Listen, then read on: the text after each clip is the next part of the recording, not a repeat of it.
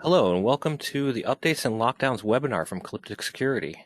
We appreciate you coming in and we hope you enjoy and learn a little bit on what we got going on today. Today we have myself, Joseph Schmidt, Sales and Marketing for Calyptix Security, as well as Warren Parker, the Training Director, and Dwayne Pettis, the Director of Service and Support. Hey everybody, Warren here. Glad you're with us. And I'm Dwayne. Thank you all for coming. Okay. We'll get right into it now. Now, we have a bunch of different things, a wide array of different parts that we're going to be going over. First of all, we're going to be briefly talking about the AccessEnforcer 6.0 announcement, zero trust, layered defense, some control access parts, basically just running over the different aspects of how to keep your network secure and at the least amount of risk. So we're also going to be talking about cloud protection, which is all the different things that you really don't see that are hidden in the AccessEnforcer. We're going to go over best practices of remote configuration, which includes multi-factor authentication, port forwarding, Gatekeeper, and the IPsec and CalyptixVPN. And we're going to go really into Community Shield, describing what that is about, and professional services with the Event Vault and the Connection Monitor. And then we're also going to do some live demonstrations to show you different device configurations that we recommend for you to have the most secure network out there.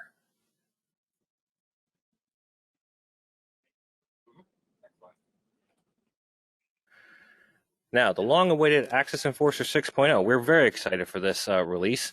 It has multi-factor authentication, something that everyone has been clamoring about, wanting to get into the system because they have the need for it, with cyber insurance being one of the things that are pushing that. Along with that, we have a couple different things that are mostly back-end stuff, but some quality of life stuff. CalyptixVPN integration with Duo, which is a feature request from some of our partners. The introduction of Gatekeeper Basic and Gatekeeper Premium. All AccessEnforcers come with 5 users of Gatekeeper. And then if you need any more, that it then escalates to Gatekeeper Premium. There is some security improvements, which includes the OpenBSD 6.9 update. So that's one of the nice little features there. Network alerts, static allow list, static block list. The dynamic block list pages now show the country name and country code when you mouse over it. So there's a couple of quality of life improvements there. Some user interface changes, mostly quality of life, and performance improvements that include better memory management across all different aspects of the AccessEnforcer. And the last bit there would be improved WAN management. So there is a whole bunch of back-end stuff that you wouldn't really notice, but it will definitely make your experience using AccessEnforcer much better. Thank you, Joseph. So before we get into our main meat of our webinar, there are a couple things that Calyptix Support wants to let you guys know. We have seen a couple of discrepancies with how we do our system, so we wanted to give you insight on how to do this right now. So one of the things that we found out is under the multi-WAN, when you're adding more than multiple WANs to a Calyptix device, sometimes your LANs will not be accessible. So what we're recommending is when you're having multi-WAN, setting up more than one WAN on a Calyptix device, don't do that when you start setting up your device for the first time. What we're asking is to set up one WAN device, and then when you get your site on, when you get the device on site and you have the secondary WAN available, then we can hook up the secondary WAN, plug it in, and set up multi-WAN. This will help us because a lot of clients have called and said, hey, we're having a problem, we can't get to our LANs. It's actually waiting for the secondary WAN to be plugged in. So we're recommending set up your secondary, your multi-WAN on site once you have it plugged in. So now, in the event that you have done this, here's a couple different ways that we can get out of it. The first way is you can set up your local IP address on your machine as the gateway of the static IP address on the WAN. And then you plug into the WAN side. Once you plug into the WAN side, you can access the device on the WAN's IP address. When we build our devices, we use the WAN port. So that's how we know that the WAN port works. Another way to get around the issue of not having your LANs accessible is to plug in anything with network connectivity to your multi-WAN, your primary WAN IP address and your other IP address that you set up, and reboot the Calyptix device. Once this is done, the Calyptix will register that something is plugged in, and then you'll be able to access your Calyptix on the local LAN ports. So we did want to give you that as a tip. We do have one more tip that we want to give you guys. And this tip is about realistic speed tests and expectations at your client site. Now, a lot of your clients, and we've heard this from our partners, is, hey, they offered us gig speed at our site, but your box doesn't go that fast. I've only been at a couple sites where I've seen that they need gig speed. We have a partner, Paul Arthur, with Total Care. Him and Kevin Royalty are up there, and they have a site where they are streaming concerts at a place. Now, this site does need gig speed. So for them, yes. I don't want to take away from us selling our AE1800s, which is a gig speed device that we have for a limited time. But you have to ask yourself, does your client realistically need gig speed? What are they doing? Are they doing just web-based traffic? Are they running medical things like the PAC system, which is a radiology system that needs a lot of bandwidth? If so, then yes, they probably do.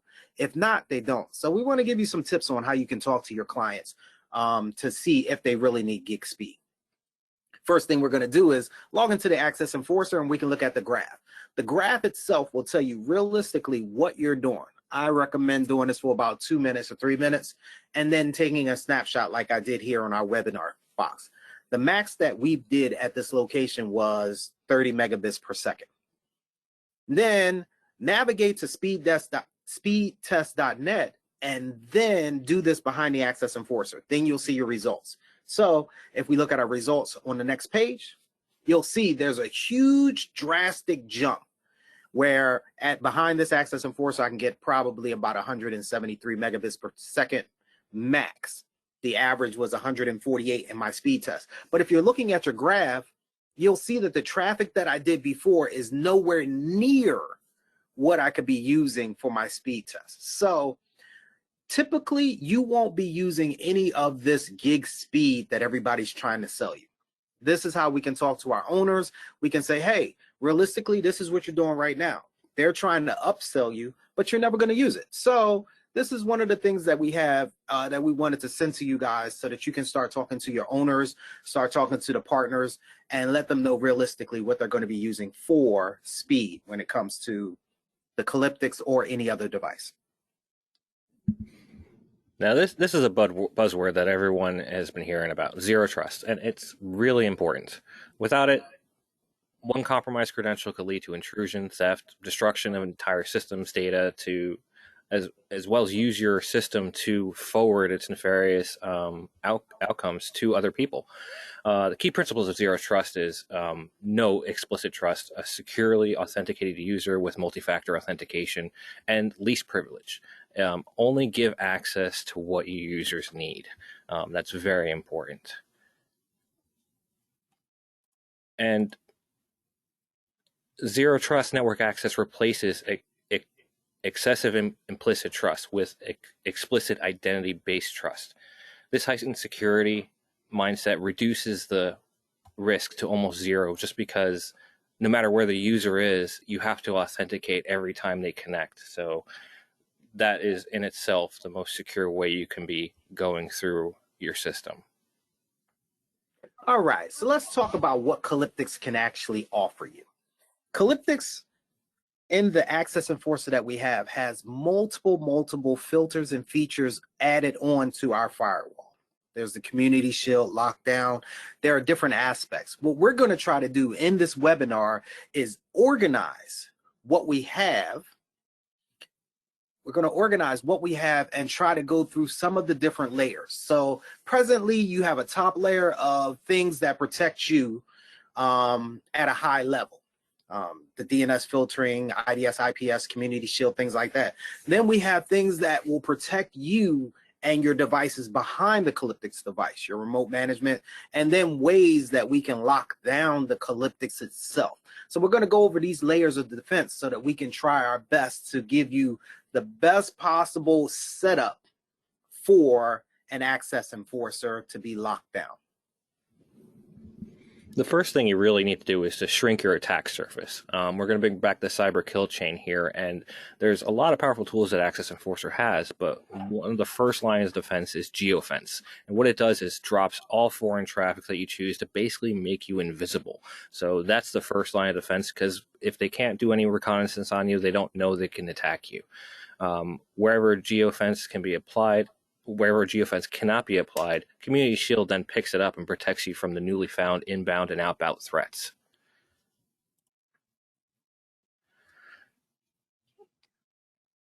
And we're just going to put this here, a recommendation of the NSA for centralized authentication, authorization, and accounting servers to assist with the detection and prevention of adversary activities.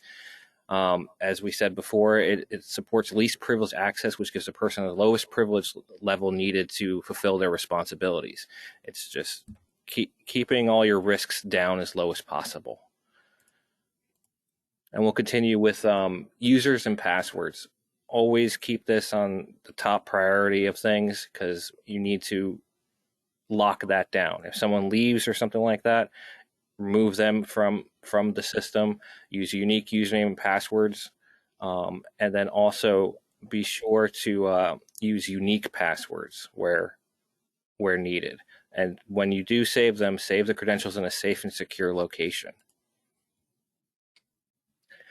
Next up is logging. So there's a bunch of different places that AccessEnforcer keeps logs for you. Community Shield is one of them, the Event Vault, and the Connection Monitor. Logging is super critical for investigations into malicious activity on your network. And here's a few examples of how to deliver the information that you need. First one is Community Shield notifications. Now, you may or may not have seen this before, but if anything happens on your network, you will receive a notification of malicious intent from professional services. And this notification is an example up there on the top right. If you do receive something like this, it's something you really need to get on, because we don't just send these out just for any old reason. They will be emailed to you with a report that you see there, a note of any kind of notifications that have been identified as malicious. And we've found TrickBot, CryptoMiner, QuackBot, and other malicious BitTorrent traffic. It's a very comprehensive report that allows you to really dig in and see where these things are coming from. Yes, be sure to place it on high priority, because you'll only receive these notifications if a malicious outbound activity has been detected. Another place is the Event Vault. The Event Vault is a 365-day archive of traffic, system, and security events. You can request this from professional services at proservices@calyptix.com. This will give you a whole year snapshot of what traffic's on your AccessEnforcer. And the last one here is Connection Monitor. Basically, this is a 5-minute sampling of any live connection in a table, an ARP table. It's held for 30 days, so it's a rolling 30-day archive that is retained on the unit. And again, you can request this from professional services at proservices@calyptix.com. So earlier this year, the NSA published a list of recommendations for how to approach security in both your environment and also your network equipment. Things that are simple, like disabling clear text administration services. There's a reason that POP3 is no longer popular. It's clear text. If you can, it's difficult these days to find a clear text protocol, but you should definitely not use it when at all possible. You want to use adequate encryption strength. You want to make sure you use an AES 128 or higher. we offer all different kinds of encryption through our IPsec VPN and our Calyptix VPN. Enabling TCP keep alive, that's a good thing when you can, on a protocol level. If a connection is terminated, it'll persist. And an attacker who's smart can hijack that session and sniff out some credentials and potentially, hijack it. And so that's especially true with clear text administration services. So when you can enable TCP keep alive, it can detect when a connection is down and stop that connection from being hijackable. You want to be able to disable outbound connections, and that's something that Dwayne will cover here in a little bit about default disable, which stops all connections outbound except for the ones that you want to allow and the ports that you want to allow. It's a difficult way to do it, but it's very secure. It just means you need to pay a lot of attention to the users of that network to make sure that you're meeting their needs. Disable things that aren't in use. If your server has 3 NICs and you're using NIC 1 and NIC 2 in a team, but NIC 3 is not being used, go into adapters and disable it. If there's an issue with physical security and people have access to switches and other things that aren't secured in a network closet, you want to go to your managed switch and turn some ports off to make it difficult for an attacker to be able to get into your network on the same subnet and go attack your peers. The firewall can help you with this a little bit later. I'll explain how we can help with preventing internet traffic from being able to egress from unauthorized devices. But you just want to make sure you lock everything down and enable remote network administration services in a crafty way, in a very smart way. Now, this is something we all have had drilled into our heads and skulls for years. You want to make sure your hardware and software is updated. Now, for serious servers, especially virtualization servers, I would recommend you only do firmware updates if it's security related. Because once you have your server running nicely, you don't want to risk a bad firmware upgrade borking the whole thing. So if it's related to security, I really think you should do it. But you should also make sure that the software and the firmware for other devices other than that, such as printers, VoIP phones, just keep them up to date with all current updates. Now, I've heard rumors that people say, oh, you don't need to do that. That's not really going to affect you. No, I have to disagree. It very much will. You should constantly upgrade and update your software at all times. So now we're going to talk a little bit about Calyptix protection at a high level, the things that we talked about in the first layer, I should say. So let's look at that before we go into our local protection. So what people might not know is Calyptix has what we call a hidden list. And the reason we have it and we call it a hidden list is because we just learned about it probably about a couple years ago, but the developers have put in here things that the CISA has said, hey, you're bad. And we can't override that. If the government says that it's bad, it's bad. And a lot of times you guys have probably been known to hit some of these. They're called false chills or DNS changers, where we go in and we look at your device and we're like, hey, that's on a bad list. And you're like, well, take it off. We can't. If the government, like I said, or one of the higher ups says, of our country says, hey, you guys, this is really, really bad. These are things that Calyptix helps to protect you, because we take those lists and we put them in every access enforcer that we have.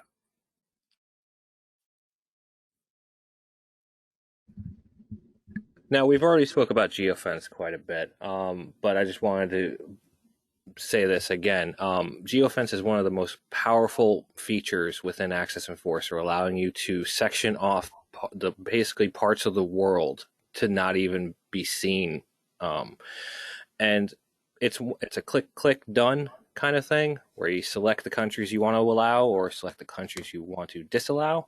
And it's one of those things that just totally improves like your traffic. And with AccessEnforcer 6, there's some back-end improvements that will reduce the memory footprint, and so it'll improve efficiency and make it for a better experience.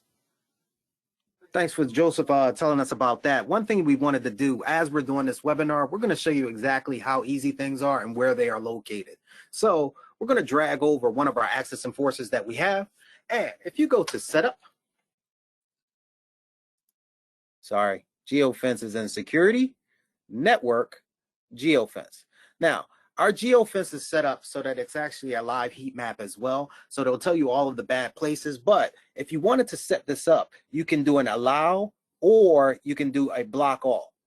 Calyptix recommends the least of all. So if you're blocking more countries than you are allowing, then it's best to do a block.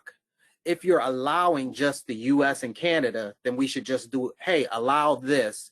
And all we're doing is clicking what we have on our map, US and Canada, we hit allow, and then we say save changes, and our geofence is done.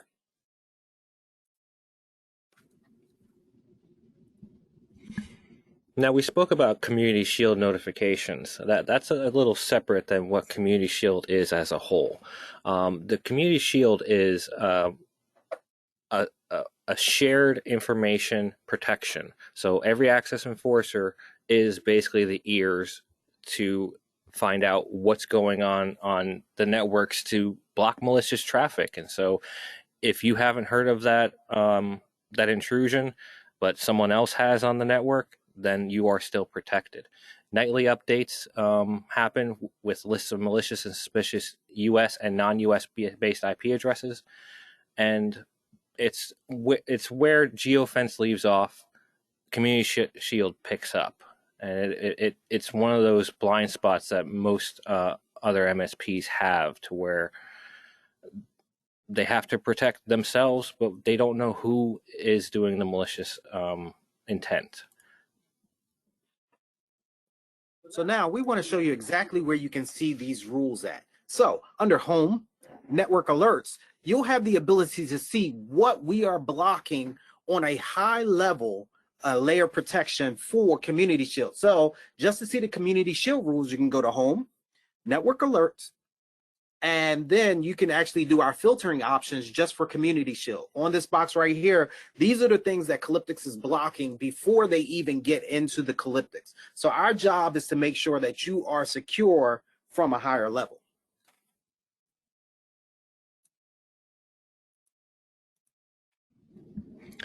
Now, this is a basic map of the rundown of how traffic actually comes in from the internet and gets to your devices. First thing it hits is geofence. You know, we don't need to actually do anything more than that if it's a company that is being, a country that's being blocked.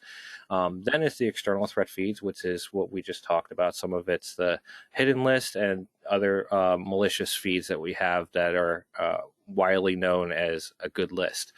Then comes Community Shield, which is our own Access Enforcer fleet threat detection, then IPS IDS, and then your other features that are inside Access Enforcer, which is the dynamic static block list, which you can control as well as have it automatic. Then there's a static allow list, which basically will circumvent some things. So that little star there will show you that it's like a shortcut. So you can allow certain things through. And then you have the devices at the end. So this is just a real high level view of how traffic gets to your devices.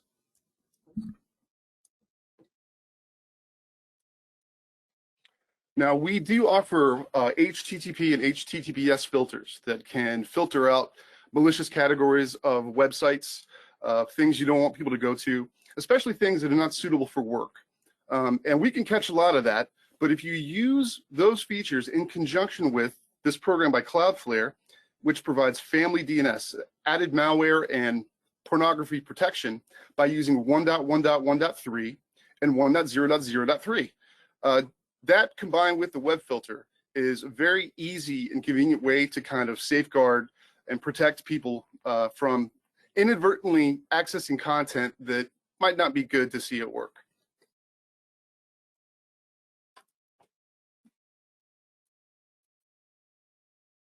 And the web filters are located here under Security and Web Filter Settings, and HTTPS filter settings. And the DNS that's global is going to be available here under Setup, Network, DNS.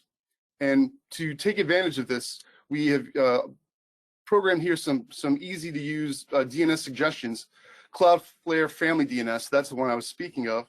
Simply click that and hit apply, And you can see we do validate the DNS servers and let you know what the latency is.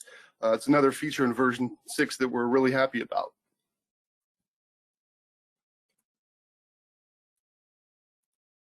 So another layer at the high level that we're going to talk about is IDS and IPS. Intrusion detection and intrusion prevention are in all of our devices that we have. But I need to tell you guys, when we ship out an AccessEnforcer, it is shipped in IDS mode, intrusion detection mode. The problem is we never tell you to switch to IPS mode, which is going to dynamically block, it's going to block all of the packets coming through, including the first featured packet that we have. So the reason we wanted to bring this up is because our intrusion detection and prevention is very, very good, but it does not yield the best results if you don't put it in IPS mode after you put it in. Our recommendation is to wait 6 or 7 days, look at your network alerts page, find out what's actually happening on your network, and then once you're comfortable, switch from IDS mode to IPS mode. So right now, we're going to show you exactly where that switch is, because a lot of people are running in IDS mode right now, and you think you're actually fully protected, but you're not, and it's because we haven't switched to IPS mode. So on our device, under security, network, IDS, IPS settings, we have the option to disable it, put it in IDS mode, which is our standard, or in IPS mode. We're going to ask that you put it in IPS mode, which is listen and drop, and add the dynamic blacklisting.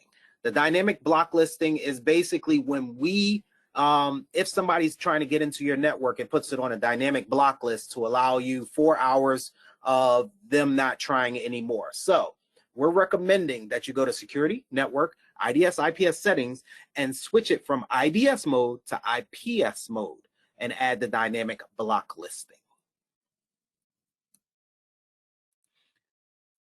So now that we've talked about the top layer, let's look at how things can come into the Calyptix and things can access information behind the Calyptix.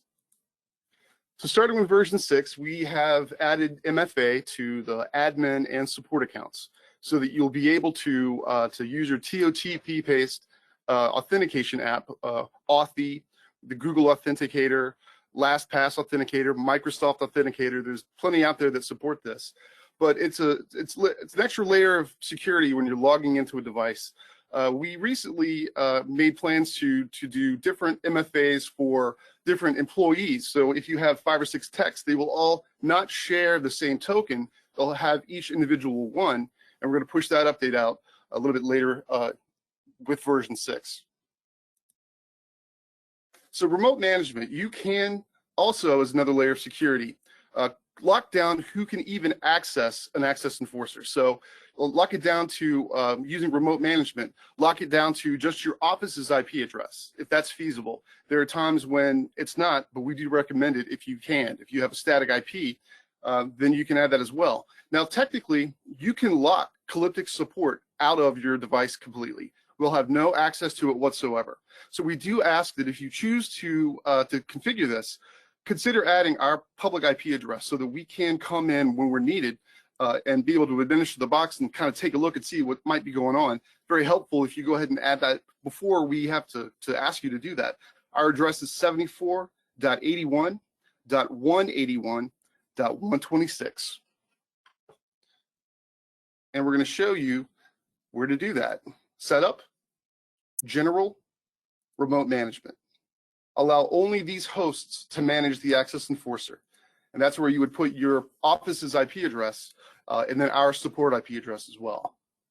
While we're in there, Warren, can you click and show where the MFA is? Just so that they'll know where we're going to be looking to get this enrollment and how we're going to set everything up. So under Setup, General, you'll see that we have multi-factor authentication. So this is going to be the place where we set up our MFA for the AccessEnforcer as well. Thanks. So there are times when you are hosting a website behind the firewall that needs to be up and accessible not only by employees but also general users. And it's not feasible to be able to lock that port forwarding rule down to an IP address.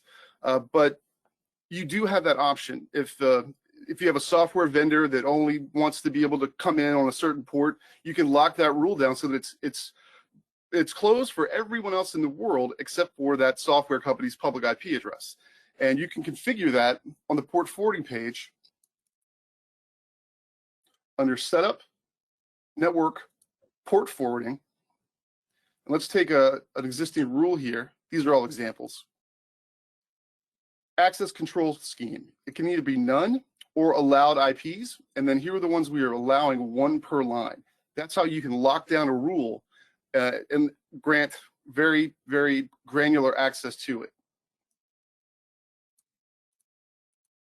Now, the smarter way is to use what we call Gatekeeper, which is our portal that lives on the firewall, no cloud interaction at all, that allows you to come in and, for the principles of zero trust, have your users authenticate with either their Active Directory credentials or credentials created locally on the box, and use their MFA code, which is set up in a very similar way to the way we do it with the admin and support accounts. And we've all used multi-factor authentication. We're accustomed to it. Once you log into the Gatekeeper portal, you can access the rules that have been created for you. So having a VPN client could technically give you access to a lot more things.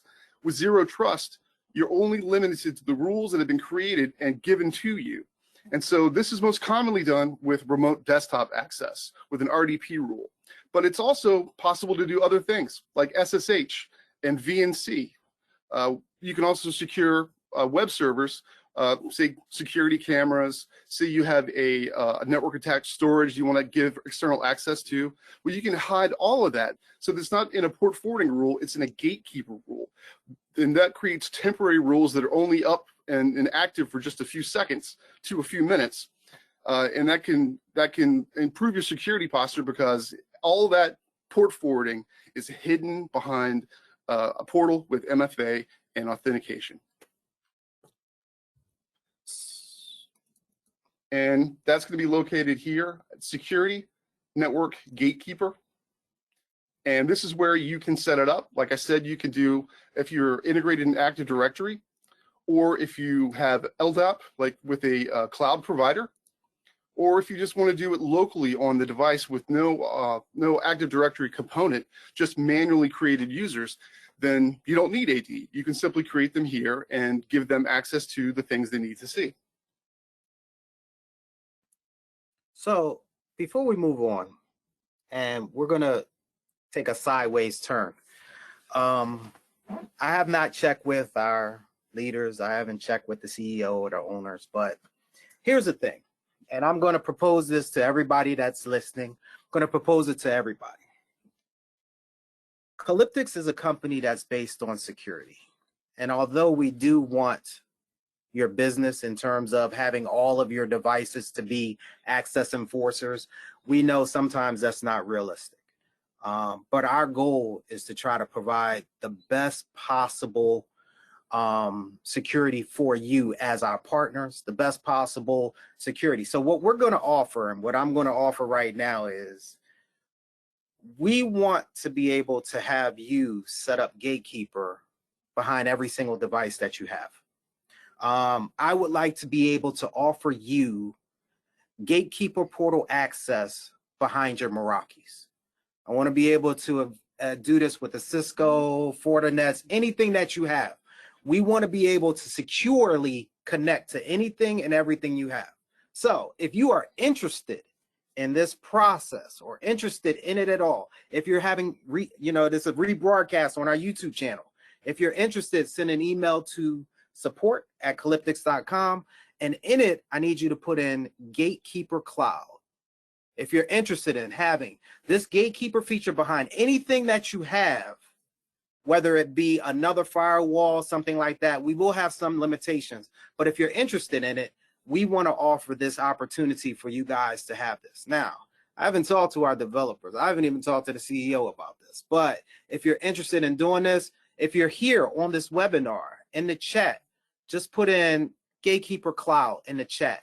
We're trying to see if this is something that we can offer you as a service to make it more secure for all of your devices. Now, we as in Calyptix, we want you to have all the access enforcers, but more than that, we want you all to be secure. So if you get the opportunity in the chat, just type in Gatekeeper Cloud, and we'll know that this is something that you guys will be interested in, and we'll move forward in trying to get this done. And that's something that we want to offer to you guys. All right, back to our webinar. All right, so in that, we also want to have what we call our IPsec tunnels. So if you have 2 or more devices, we want to lock it down so that you can only access information from one tunnel, one location to another over what we call an IPsec tunnel. So this IPsec tunnel will allow you to pass all information from one side to the other. And we want to show you where this is located. So we're going to bring up our Calyptix again, and we're going to go to Setup, VPN, and this is where you can set up your IPsec policies. A policy is from one location or site that we have to another site, and you can set it up very, very easy. Generally on other devices, it's very hard to do. Our developers asked you guys and said, how can we make this easier? So you just say, hey, I'm going to give you your LAN subnet. I'm going to give you your remote LAN. I'll give you your local IP address, your remote IP address. Let's do automatic keying, and we'll just configure it exactly the same on both sides, get a pre-shared key, and it's done. Now you have site-to-site communications from one to the other. And we do provide instructions for when you want to connect an access enforcer to a Sonic Wall, a Sophos, even a pfSense, a Netgear, a Cisco. All of those instructions are on our online portal under the IPsec section of our handbook. Now, one thing that we also have, and a lot of people, and this is not you guys, this is other partners that are out there, they've configured their networks to be 192.168.1 dot or 0 dot or something like that. In our IPsec, we have the ability to do what's called a NAT. So we can NAT all of your information so that it looks like it's coming from a different network. So whereas up top, it may say your remote LAN is 192.168.1.0, but we can NAT all of that information behind some fictitious number so that when they're trying to access it, it will resolve to the same IPs that may be on another network that are common. Another way that we try to protect you and lock everything down is with our CalyptixVPN client. Now, we have added multi-factor authentication through dual support to our CalyptixVPN clients. But if you're trying to have a computer talk to the whole network outside of the gatekeeper, which we've just explained, you can use what we call the CalyptixVPN. The CalyptixVPN is actually on every device, and we can configure it so that one device can talk to your whole network inside. And we'll show you exactly where that is as well. On this device right here under Setup VPN, you can configure everything under CalyptixVPN settings. And as Warren scrolls down, you'll see what we've added at the bottom is the MFA option. That's where we have dual, and we're going to add a couple other things where you can have two-factor authentication to your CalyptixVPN. Now, one of the cool things that we did add is if you are using static routes to another device behind the Calyptix or adjacent to the Calyptix, you can add those networks to your CalyptixVPN so that you can talk to those networks or over your IPsec tunnel as well. So we give you all of those options. Even our VLANs will give you the option to add for our CalyptixVPN. So all of this is under Setup, VPN, CalyptixVPN settings. So now we're going to look at how we can lock down different filters on the Access Enforcer itself. So DHCP reservations, DHCP is a convenient protocol, dynamic. You can get an IP address, and you can actually use it as a mechanism for only allowing approved devices access to the internet.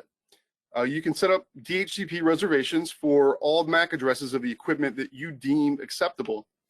Then you can basically add to the static block list all other IP addresses, and you'd be using CIDR notation to do it. There's plenty of websites that make it very easy to convert that network blocks into CIDRs. But you can blacklist all the other addresses on the network. So only approved traffic is allowed. Now, this is why you need to be very careful about physical protections of your switches, because someone can just plug in, and even though their IP address is going to be on the static blacklist and they can't communicate to the internet, they can still attack locally. So they can still access the rest of the subnet.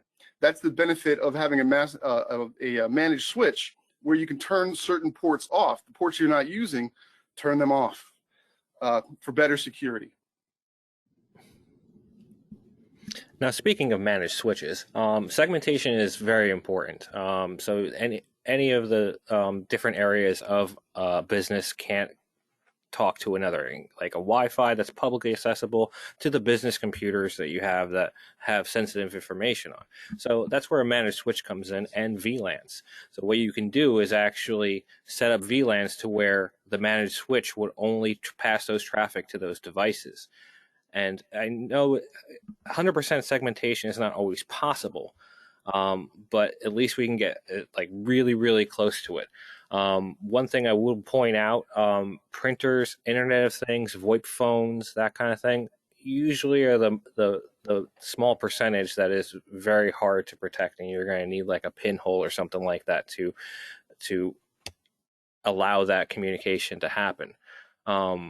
So yeah, this is something that is security 101, but it's physically, if you can't do it, then a managed switch is probably the way to go.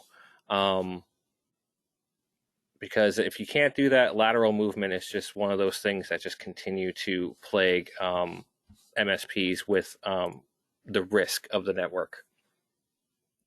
Cool. Now we would just want to show you where things are in our device so that we can make sure that you know exactly where to lock things down. Oh, so here we were talking about DHCP and how to lock down per reservation. If you go to Home, DHCP Clients, you can actually convert your leases straight to a reservation, straight from the DHCP Clients page. But the place where this is all going to happen as well is under Setup, Network, DHCP Server. So under the DHCP Server, as we scroll down on the page, you'll see your DHCP reservations and where you can add these reservations. After you add all of the reservations for the devices that you want, then you make your DHCP range very, very small, and then we will use the outbound filtering page to say that goes nowhere. So if we did it in this case, we would probably have all of our DHCP reservations between 100 and 200, and then we would make our DHCP range 201 to 210. And then on our outbound filtering page, we would say 201 to 210 is blocked, so that they can't access anything going out of our network or anything on any of the subnets that we have. Now, as Joseph was talking and he talked about segmentation, I did want to explain how we segment and where we segment. So if we go back to Home and we just scroll down to the end, you'll see link status. Each one of those NICs is segmented. And we'll talk about a little bit after on LAN lockdown, and we'll talk about that. However, each one of these networks is separate. They're all segmented. We don't have the ability right now to link our NICs together because we wanted to keep everything as separate as possible that we can. So that's one way that we can segment the network. Physical separation for PCI compliance. The second way is through our VLANing. Calyptix did add VLANing to our device. So under Setup, Network, VLANs, we can use this to segment on the same wire, different networks. So we have here where we can set up VLANs and VLAN tagging, which is different than the physical. It'll just be a tag number on every packet that comes through to tell which VLAN to go through. Conveniently, this is the only page in the entire AE that will reference the VLAN tag. In every other place, it simply refers to the subnet.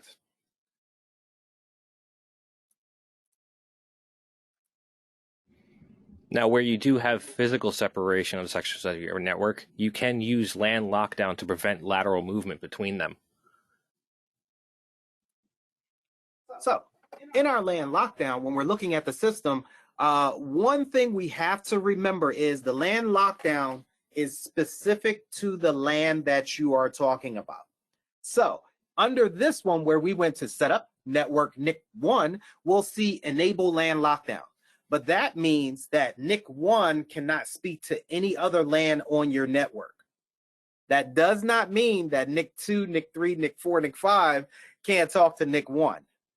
So if you want to make sure, and we wanted to be very, very clear about this, if you wanted to lock it down so that no NIC can talk to another, you have to enable LAN lockdown on every page of the Calyptix, NIC 1 through NIC 5. They'll all have their specific LAN lockdown.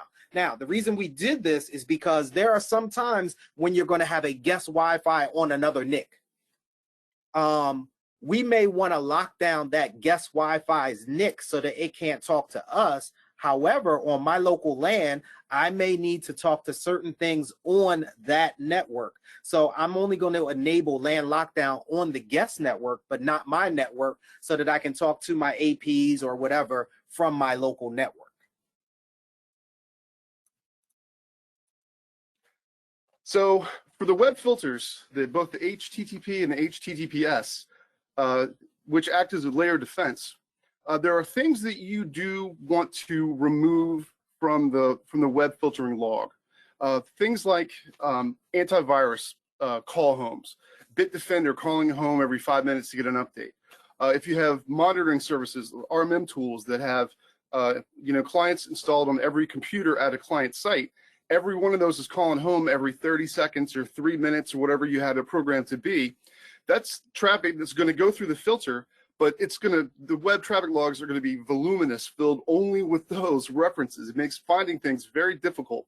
So if you are a partner that employs RMM tools such as this, then we ask you to put your fully qualified domain name, the name that your clients use to call home, add that to the web filter exemptions to make things a little bit easier for you when you're looking through logs to try to find your client's traffic.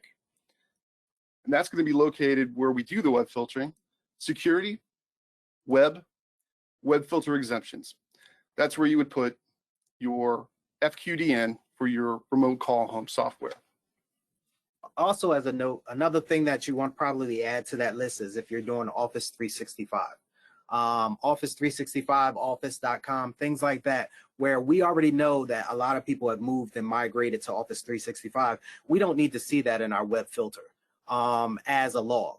We already acknowledge that Microsoft owns pretty much most of the mail, so we could just put that on the web filter exemptions as well. Which moves us into Ben Yarborough, who was our CEO, his favorite part of the AccessEnforcer, default deny. What he is actually saying is we want to make sure that anything going out of the Calyptix device, we are supposed to be letting out of the Calyptix instead of just a global blanket, let everything out. So with a default deny, we can provide certain ports, certain IPs, that information, and we can say, hey, you guys can go out, or you can go out on this port. However, everything else is blocked. This is a very good practice to do, and we wanted to show you this because we're talking about locking down your network, because this is probably one of the best ways to lock down your network. However, it calls for our partners to know what they're going to be running at their networks. So like prime example, if you're running Continuum, you have to know that Continuum runs on port, I think 535 or something like that. You have to know which port Continuum runs on. You have to know what port things run on so that we can allow those ports. Now, on the next page, we're going to give you a look at the most common ports that are run. So HTTP. Now, the reason that we added UDP and TCP for some of these is because a lot of our big, a lot of the big companies out there, YouTube, Microsoft, Google, they have started using UDP ports, UDP to run HTTP and HTTPS. So if you are blocking, then it's going to make that first packet go back if it's already blocking. So you might want to add HTTP and HTTPS on UDP ports and TCP ports. We have our GUI, time, DNS, IPsec, CalyptixVPN, anything that's on our port forwarding page, we also want to add under our outbound filtering. And then at the end, we want to add a default deny. So now I'm going to show you exactly where this is located so that we can try and lock down our network. So under Setup, Network, Outbound Filtering, this is where we're going to add every, LabTech is on 8002. So every single port that we want open, we're going to add at the top of this page, and it's going to have a 1 next to it. You see the IP6, CalyptixVPN, RDP, DNS, all of that stuff. And as we scroll down, our default rule is a 1. We're going to edit this rule. We're going to change the internet settings under Select a WAN to blocked. And then we're going to hit Save Changes. Okay. So now, once this is done, the rule has been applied. As Warren scrolls down, you'll see that our default rule is blocked. Here's the important part. Before your clients call you, it is probably recommended that you go to Home, Network Alerts, and find out under the firewall rules what is being blocked. It'll be a firewall policy violation outbound filtering. You'll see it on the right side as a description. So if we go back to just everything again, just all of them, you'll see on the right side, it'll say firewall policy outbound filtering violation under the description. So these are things that are going out that I didn't tell it could go out. This is where you will find out. And if I have to add, oh, one of my devices is doing SNMP, which I know is port 161. I need that to go out. So I'll go back to the outbound filtering page and add UDP port 161 so that that traffic can get out. We wanted to let you know where this is because if you really want to lock down the Access Enforcer, this is the best place to do it. And lastly, or almost lastly, should I say, we all care about the wireless equipment that we use, but some of us occasionally we're gonna use stuff we already have in a pinch. So here's an example of using not a wireless AP but a wireless router as your wireless device. Now, if you plug into the WAN port like the example on the left is, then it's going to NAT all of your wireless clients behind one single IP address. So that when you're trying to figure out who's going where with web filter logs or other logs, it's only going to show up as the sole IP address of this router. It doesn't break it down because everyone's natted behind it. If you instead set it up the same way, disable DHCP so that we can hand out addresses and plug instead into the LAN ports of the wireless router, then we can actually hand out addresses and we can also approve clients. That's part of the whole DHCP addressing issue that I described. And we can actually see it. It's not going to be natted for a little bit better control, granular over what you're doing. So one of the other things that this comes into play a lot, and we've had this, when our Community Shield rules get triggered, generally it'll be on a Wi-Fi device. So then you'll call in and say, support, we need to find out which device was doing this. When we look at your device and we're looking at your ARP table and we're looking at what the device is, if it's plugged into the WAN port, we can only tell you it was something behind that Wi-Fi device. However, if you're plugged into the access port of your Wi-Fi router, we can tell you primarily which device behind that did it. So this is why this is important. So we have an online portal article, Node 555, on our online portal that describes how to set this device up. And speaking of the online portal, we recommend you just check this out maybe once a week because we update the portal regularly with important information, technical advisories, announcements, and often like issues that has been resolved by support become portal articles. So I encourage everyone just to go there, check it out because there's always something new, as we see right here. And as we scroll down, you'll see some of the walkthroughs. Now, this Gatekeeper video walkthrough, guys, I'm asking that you look at this. It took a lot of time and a lot of effort by Joseph to do it, and it is a very thorough walkthrough of the Gatekeeper program. We are, like Joseph said, we update this constantly, and we're putting more information and content here on the online portal. So, guys, if you can, go out and take a look at this. Now, this is a late edition. This was published yesterday, this alert protecting against cyber threats to managed service providers and their customers. It's a good read. I recommend everyone to go down there and check it out. It's basically everything that we've been talking about today. So it just made sense to put it right here at the end. If you have not seen it already, definitely click that link and go down and check it out. Now, time for questions. Ken Schaefer, how are the layers of defense affected by IPsec VPN and or Calyptix VPN connections? How are the layers of defense? Say that one more time. How are the layers of defense affected by IPsec VPN and or Calyptix VPN connections? Well, the Calyptix VPN, it locks down what we have. Now, one of the cool parts about that I did not mention is with our outbound filtering, we can access, we have a partner, actually it's the same partner. Paul Arthur is our partner up in New Jersey. Is he up in Michigan? He's in Michigan.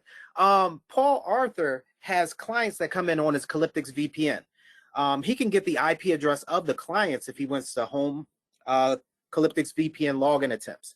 It tells exactly which client, 10.64.0. whatever, you can actually lock down where that client can go. So it does not do it automatically. It gives you full access to everything, which is why Warren was talking about the Gatekeeper program, which locks things down. But under the outbound filtering page, you can also do the exact same thing when it comes to locking down your network over IPsec or the Calyptix VPN. Paul's in Cincinnati. Thanks, Oh, guys. sorry. Cincinnati. Thanks. Okay, next is Des Dugan. If you are running a mail server behind the AccessEnforcer, does geofence blocking inbound, does it block inbound email from non-permitted countries? If your policy does not allow, if you're set to only allow from the US and there's mail coming in, well, it doesn't really matter what the packets are, it's where they're from. Mail will be blocked if you are using geofence and you have a policy where you are not accepting connections from that particular country. Now, one thing that we have noticed is a lot of the small mail clients may have servers outside of the US. So some of their mail may get blocked as well because it's bouncing off of one of their other servers that's not in the US as well. So yes, it will block. And it will block all of the mail. But if you're doing business with, let's say you want to block China, but you're actually doing business with one company in China, you can ask them for their public IP address range, and you can add that to the static whitelist, or the static allow list rather, and that will override the geo policy and allow that traffic inbound. So that actually helps as well if you have a client that's traveling on the Calyptix VPN to another country, or using the Gatekeeper from another country and you have it locked down, you can actually add the same thing that Warren said to the static allow list, that IP address, and that will allow you to access any resource behind the Calyptix. Okay. A couple have asked, is this recorded? Yes, this is being recorded, and we will be sharing this on YouTube, as well as the partner portal will be linked to the YouTube with also a slide deck to go along with it. So that should be tomorrow. I'll have everything set up to go. We have a lot of people saying Gatekeeper Cloud. Excellent. Now that we've done that, we're going to try our best to see if the developers can build it for you. And we want to thank you all for coming. We're going to answer all of the questions that we have. We're going to answer those after the webinar is done, but we want to thank you for staying. Thank you for coming to the webinar on how to lock down your AccessEnforcer or lockdown. Our final slide is, this is our QR code to our YouTube. We are going to push most of our content through our YouTube page. So if you get a second, scan the QR code. It'll take you directly to our YouTube page. This is going to be how we're going to get that content if you don't have access to our online portal or a quick way outside on our YouTube page to access our content. So again, this is our QR code for our YouTube page. If you can, join our YouTube page so that we can put more content out there for you, and request content if you need for our YouTube page. thank you all. Thank you again for coming to our webinar, How to Lock Down an Access Enforcer, How to Lock Down. And I thank you all for coming.